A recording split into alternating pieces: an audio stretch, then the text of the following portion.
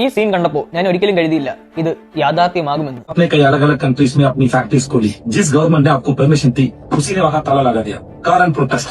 Protest का कारण air, water, environmental damage. एक जगह है जहाँ कोई आपको परेशान नहीं करेगा। India has the best ecosystem for our project. वहाँ आपको जो चाहिए वो सब मिलेगा, रॉ मटेरियल, चीप लेबर।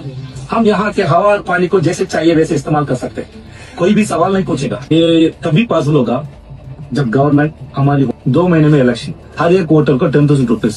अगर 50% वोटर्स भी इन्फ्लुएंस हो गए तो अगली गवर्नमेंट हमारी। ഈ സിനിമയിൽ പറഞ്ഞതുപോലെ വെറും 10,000 രൂപയ്ക്ക് വാങ്ങാൻ പറ്റിയതാണ് നമ്മുടെ സർക്കാർ. ഇനി കാര്യത്തിലേക്ക് വരാം. ഇറ്റലിയിൽ ഒരു കമ്പനി ഉണ്ടായിരുന്നു. ആ കമ്പനി PFAS എന്ന് പറയുന്ന ഒരു കെമിക്കൽ അത് ഉണ്ടാക്കുന്ന കമ്പനിയായിരുന്നു. ഈ PFAS എന്ന് പറയുന്ന കെമിക്കലിനെ ഫോറെവർ കെമിക്കൽ എന്നും അറിയപ്പെടുന്നു. കാരണം ഇത് ഒരിക്കലും നശിക്കില്ല. മണ്ണ്, വായു, വെള്ളം, എന്തിന് മനുഷ്യന്റെ രക്തത്തിൽ പോലും എളുപ്പം അലിഞ്ഞു ചേരാൻ കഴിവുള്ള ഒരു കെമിക്കലാണിത്. ഈ കെമിക്കൽ കാരണം ക്യാൻസറും കുട്ടികളിൽ വളർച്ച മുരടിപ്പും ഇമ്മ്യൂണിറ്റി ഇല്ലായ്മയും നമുക്ക് കാണാൻ സാധിക്കും. അതുമാത്രമല്ല ഇതുപോലുള്ള പല രോഗങ്ങളും ഈ കെമിക്കൽ കാരണം സംഭവിക്കും. ഇറ്റലിയിൽ ഈ കെമിക്കൽ കാരണം ഏകദേശം 3 ലക്ഷത്തോളം ആളുകൾക്ക് വെള്ളം പോലും കിട്ടാത്ത ഒരു അവസ്ഥയിലേക്ക് എത്തിയിരുന്നു. അന്ന് 2018 ഈ PFAS പ്രൊഡ്യൂസ് ചെയ്യുന്ന കമ്പനികളുടെ ഓണർമാരെ അവർ കൺവിക്ട് ചെയ്ത് ആ കമ്പനികൾ, ആ ഫാക്ടറികളിൽ ലോക്ക് ഇട്ടു. അപ്പോൾ എക്സാക്ട്ലി നമ്മൾ തുടക്കത്തിൽ ആ സിനിമയിൽ കണ്ടതുപോലുള്ള ഒരു കൺട്രി അവർക്ക് വേണമായിരുന്നു.